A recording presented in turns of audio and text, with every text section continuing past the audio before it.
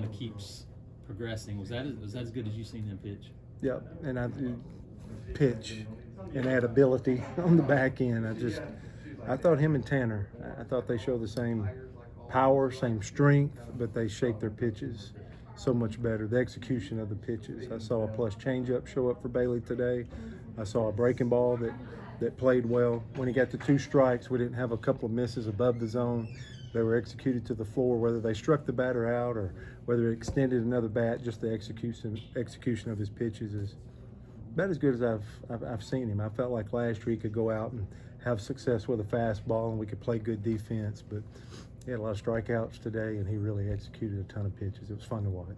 What'd you think about your staff all weekend? 2 runs in 27 innings. That's pretty good. Yeah, I think they bounced. But the last 2 weekends, you see a little growth, and we saw another little growth. That's kind of what you want to see as a head coach. And I'm seeing them just execute. They're dotting I's and crossing T's a little bit better. And it's not just a power game. It's being able to do the other stuff a little bit better. And I think that's kind of contagious, just like when it's not going as good, you know.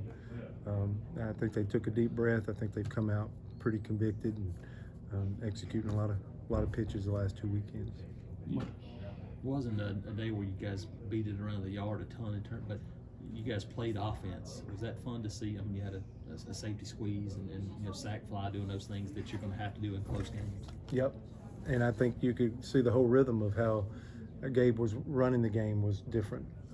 Judd Ward wound up trying to steal third. The ball gets away. That's our first run. And then, of course, Judd's in the middle of the second one, too. He gets a safety squeeze down.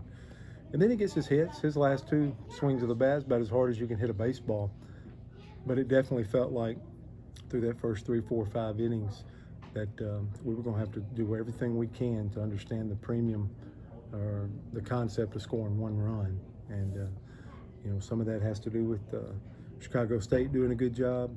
But once we got going, it was nice to see us stretch it on out there. But I loved how we built the lead from 1 to 2 to 3. We didn't hang back. We kind of played for a run there early to get it going, and we'll need it because these games will, moving forward, you start SEC play next weekend. There'll be games where 1 run is imperative. It'll make a difference in a ball game, and that's good to see us be able to do that. Is it helpful to have a Georgia Tech coming in a couple of days as you ramp up the competition level?